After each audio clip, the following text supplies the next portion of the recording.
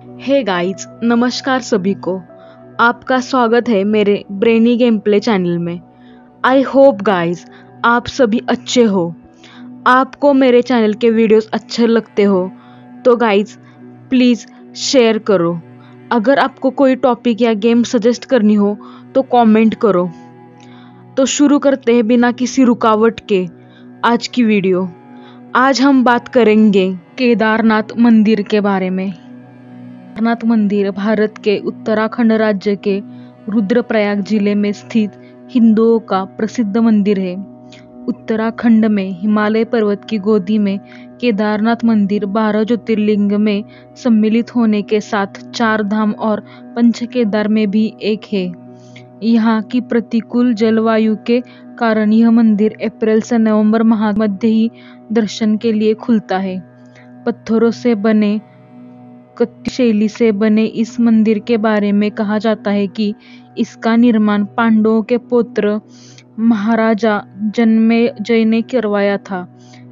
यहाँ स्थित स्वयंभू शिवलिंग अति प्राचीन है। आचार्य ने इस मंदिर का जीर्णोद्धार करवाया। केदारनाथ की बड़ी महिमा है। उत्तराखंड में बद्रीनाथ और केदारनाथ ये 2 प्रधान तीर्थ है। दोनों के दर्शनों का बड़ा ही महात्म्य है। केदारनाथ के संबंध में लिखा गया है कि जो व्यक्ति केदारनाथ के दर्शन किए बिना बद्रीनाथ की यात्रा करता है उसकी यात्रा निष्फल जाती है और केदारनाथ सहित नर नारायण मूर्ति के दर्शन का फल समस्त पापों के नाश पूर्वक जीवन मुक्ति की प्राप्ति बतलाया गया है। इसकी आयु के बारे में कोई ऐतिहासिक प्रमाण नहीं है, पर 1000 वर्षों से केदारनाथ एक महत्वपूर्ण तीर्थ रहा है। राहुल सांकृत्यायन के अनुसार 12वीं से 13वीं शताब्दी का है। ग्वालियर से मिली एक भोज स्तुति के अनुसार उनका बनवाया हुआ है। 1076 से 99 के 7 काल के थे। एक मान्यता अनुसार वर्तमान मंदिर 8वीं शताब्दी में आदि शंकराचार्य द्वारा बनवाया गया है, जो पांडवों द्वारा द्वापर काल में बनाए गए पहले के मंदिर की बगल में है।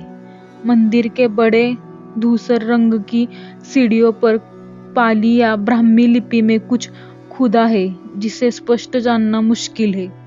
केदारनाथ जी के तीर्थ पुरोहित इस क्षेत्र के प्राचीन ब्राह्मण हैं। उनके पूर्वज ऋषि मुनि भगवान नर नारायण एवं दक्ष प्रजापति के समय से इस स्वयंभू ज्योतिर्लिंग की पूजा अर्चना करते आ रहे हैं।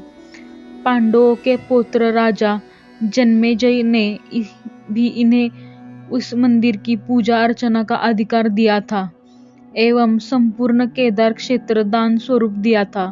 ये लोग काल से ही तीर्थयात्रियों की पूजा करते आ रहे हैं। अंग्रेजी पर्वतारोही एरिक शिफ्टन 1926 द्वारा दर्ज की गई एक परंपरा के अनुसार कई सैकड़ों साल पहले एक पुजारी केदारनाथ और बद्रीनाथ दोनों मंदिरों में सेवाएं देता था और दोनों स्थानों के बीच प्रतिदिन यात्रा करता था। शंकराचार्य जी के समय से यहाँ पर दक्षिण भारत से जंगम समुदाय के रावल शिवलिंग की पूजा करते हैं। मंदिर के सामने पुरोहित की अपने यजमानों एवं अन्य यात्रियों के लिए पक्की धर्मशालाएं हैं, जबकि मंदिर के पुजारी एवं अन्य कर्मचारियों के भवन मंदिर के दक्षिण की ओर है।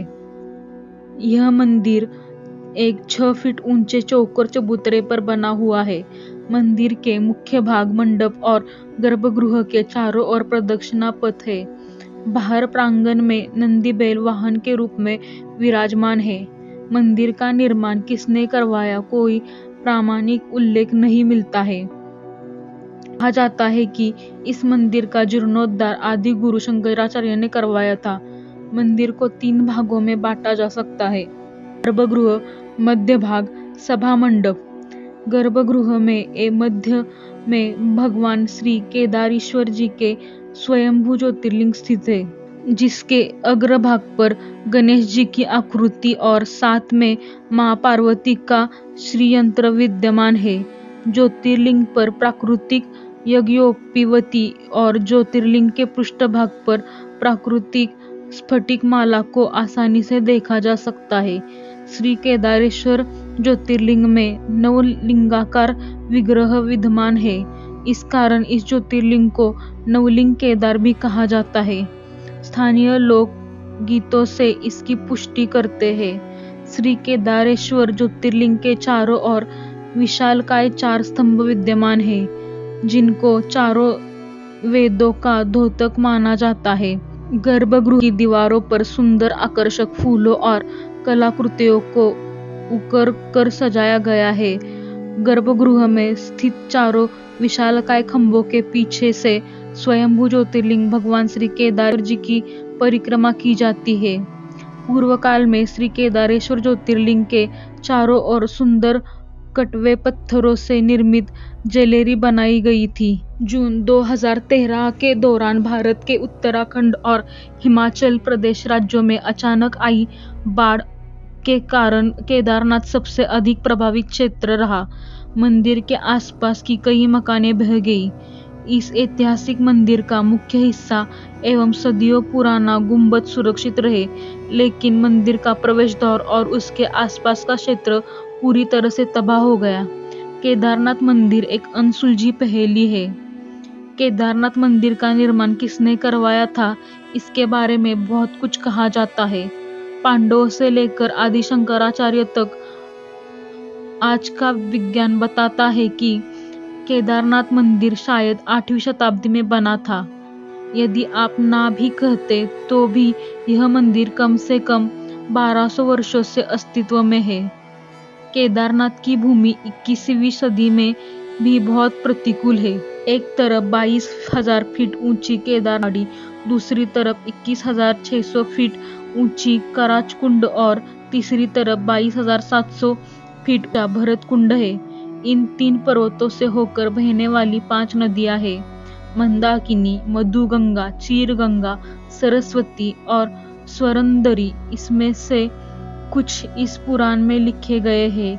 यह क्षेत्र मंदाकिनी नदी का एकमात्र जल संग्रहण क्षेत्र है। यह मंदिर एक कलाकृति है।